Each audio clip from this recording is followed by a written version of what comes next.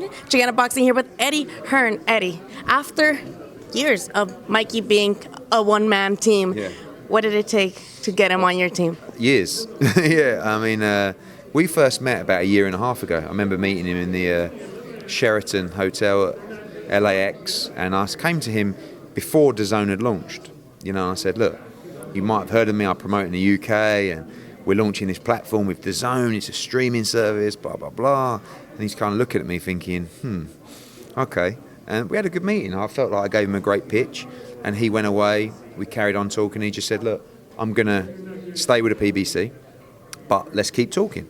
And then from there, you know, we signed Anthony Joshua to Dazn, Canelo Alvarez to Dazn, Triple G to Dazn, you know, and then the game started changing. You know, a lot of fighters that were being told this thing wouldn't work, or this Eddie Hearn guy's, you know, exactly, started to change. And then obviously, you know, we carried on with that with Demetrius Andrade, with Billy Joe Saunders, with Danny Jacobs, with Rungvisai, with Estrada, with Usyk, like, and then you couldn't ignore it anymore.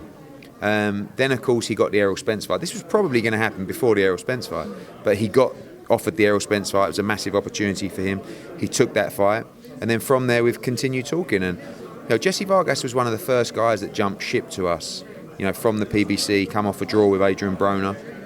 And when I was talking to Mikey, this was the fight that I felt was the perfect fight. You know, of course you got, you know, the Mexican history there. It feels a little bit, you know, Barrera Morales, 4-division champ, 2-division champ. I thought it was perfect, but we couldn't get it over the line. And here we are, a year and a half on. We're making it happen, February 29th. In Dallas. We want to thank Jerry Jones for making a play for this fight, and look forward to a massive event. Yeah, now Jessie, he's coming off a tremendous win against La Zorrita Soto, and Mikey's coming off kind of what we expected more out of him. Do you think that's going to play a role in this fight? I think it's a fascinating fight, because I think on paper the reaction is, oh, Mikey Garcia is a big favourite. Then you start kind of analysing the performances. A lot of Mikey's great wins have come against guys at 135 pound, some good wins at 140 as well. But Jessie's big fights, you know, have come at a higher weight class. You know, of course, at welterweight, where we saw him fight Manny Pacquiao, fight Tim Bradley, beat Saddam Ali. You know, so he's kind of like probably more established and more settled into that weight class. He is a 2-division world champion. He's come up from 140.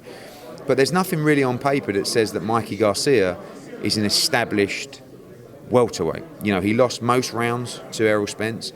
He weren't well in that fight, but Errol Spence was by far the better man on the night. So, you know, if I'm Jessie Vargas, I'm going, I like this fight. And I particularly like it at 147 pound, because a lot of people feel that Mikey might be his best at 140.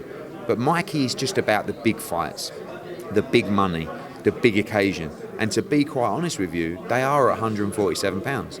Like at 140, who can he fight? He can fight Josh Taylor. Great fight. Not a mega fight.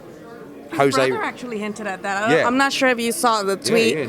Reed just posted something like, oh, I want the winner of Ramirez versus Postel. And he's kind of like, oh, how about Mikey now that he's on the zone? Now, this is a one-fight deal. Do you think you can make this happen into more fights? Since Mikey split with Top Rank, he's always done a one-fight deal, fight by fight with PBC. This is a fight-by-fight deal, but we have the option to do another fight if we match any offer, which we can do, no problem. So I see this as a long-term deal with Mikey Garcia, but we have to continually provide those opportunities and those right fights. The difference is now, and this is one thing, and Mikey kind of took this plunge with us as well. In this weight class, this is where we've struggled a bit with Jessie. We haven't been able to lure the big names in this weight class because we've had no skin in the game, if you like. So we can't go to Manny, we can't go to Terence Crawford, we can't go to Danny Garcia and say, come on Dazn, because they're going to go, well, who am I going to fight? Now we have the winner of this fight, which we can go to Manny or Danny Garcia or, you know, Terence Crawford or any of these guys and say, okay, do you want to fight Mikey Garcia? Because we can do it on Dazn. And that makes a big difference. And you know, what I like about Mikey is as well his ability to fluctuate the weight classes. Like he's a 4-division champion. Like, he don't really have to do any more. He wants to win a welterweight world championship, become a 5-time world champion. But really, he just wants the big fights, the fights that interest him. When we sat down about this fight, he was like, that's a good fight. I like that fight, you know. That's going to be a war. Let's do it. And that's really what you get with Mikey. He's never dodged anyone. You know, he's been an amazing fighter, and he feels like he has a lot left to give. All right. Like you said earlier, when you're starting Dazn, people were kind of being suspicious, like, is this going to work? Is this not going to work? And now, obviously, there's a lot of, I guess, speculation and rumors that you guys are overpaying fighters. What do you got to say to that? Are people saying, like, they're overspending with their budget and their fight? I don't know how they know your budget, but they know about the fighters being overpaid. And I would say, yes, they're absolutely right. Congratulations to the fighters. I mean, when you enter a market with really no brand recognition, we're not ESPN that just launch an app. We're not Fox, we're not Showtime. So we come in, and all those barriers that we had up, what I discussed, about my conversations with Mikey, the only way that you're going to attract a fighter is to essentially overpay him. It's our job now and Dazn's job, and it is happening, to bring that money down a little bit, because it's going to kill everybody else. At some point, Showtime are going to, well, they are already, looking at the money that fighters are getting and saying, I'm not sure we want to do this anymore. HBO almost anticipated it. They saw this madness coming and went, do you know what? We'll step back. Boxing's not that important to us. That's the reality. So we're going to leave it, and we're going to let you guys fight it out. But it's a survival of the strongest and the fittest, and the one with the deepest pockets that's probably going to prevail. So from a Dazn perspective, they don't want to, it's not, we don't sit in board meetings and say, we must overpay fighters, But they also understand that to bring them to this platform, that had to happen initially. Now, with the roster they have and with the schedule they have, they don't really need to do that anymore. But more importantly, with the subscriber base they have, now they've got serious subscribers. And I think one of the problems when we first launched is we were coming from a standing start. So people, the argument would be, you can't fight on Dazn, you'll be lost, no one's watching. But now we're delivering bigger numbers than Showtime.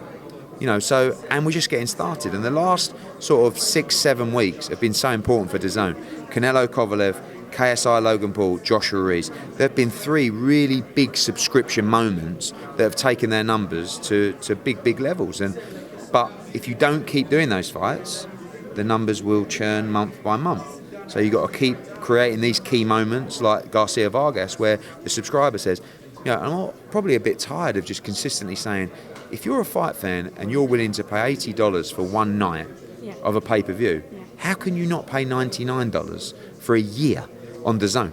I mean, you've got all Canelo fights, you've got all Triple G fights, Joshua fights, Mikey Garcia, Usyk, Rungvisai, Estrada, Jacobs, Chavez, on Friday night, like the World Boxing Super Series, our shows from the UK, Bellator. Like, the value is incredible. And I really feel now that message is getting across, because we're seeing it in the numbers. And it's important to see solid viewing figures for fighters, because that is an argument that you couldn't run against before, is the audience is small. It was. Of course it was. We launched from 0 subscribers.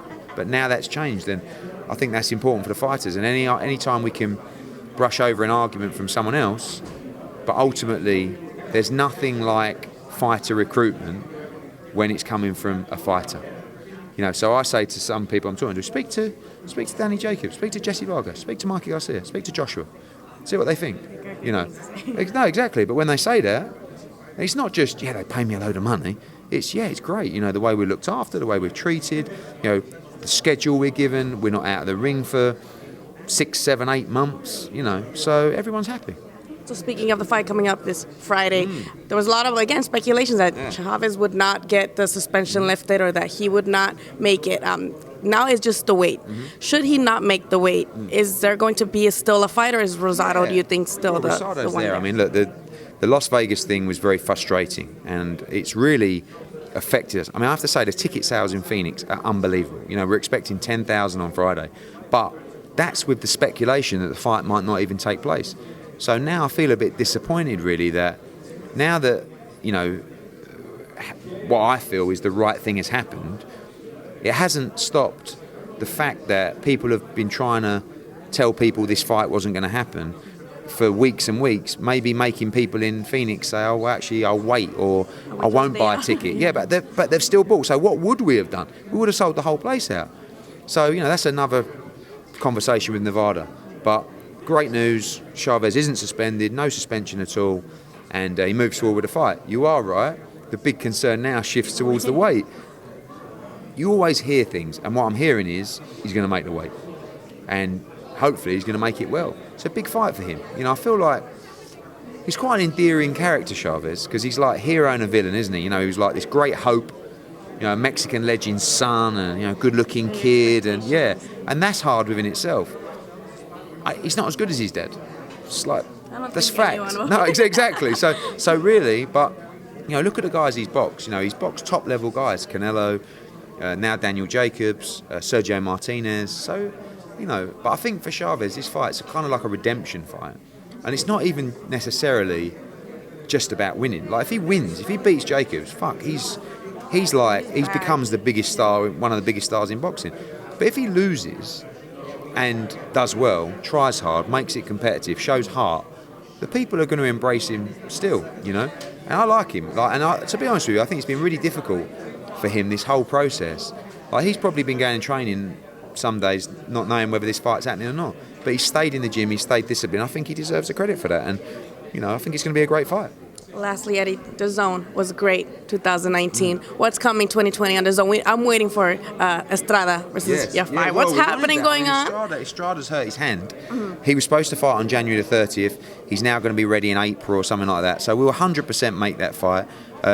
For us, really, it's about now making bigger fights. Those fights where some of the guys that we've signed, and I think this applies to Demetrius Andre. He's ready for that fight. We've made a big offer to Charlo to try and make that unification fight. They both need each other. They're both good fighters. Both looking for that. But no one's queuing up to fight Demetrius Andre.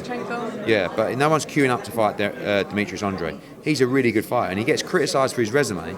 But the top guys look at Demetrius and go. Now, do you think that's because of a style, or do you think that's because he's quote-unquote boring, or quote-unquote it won't get views? It's because of his style, it's because of how good he is.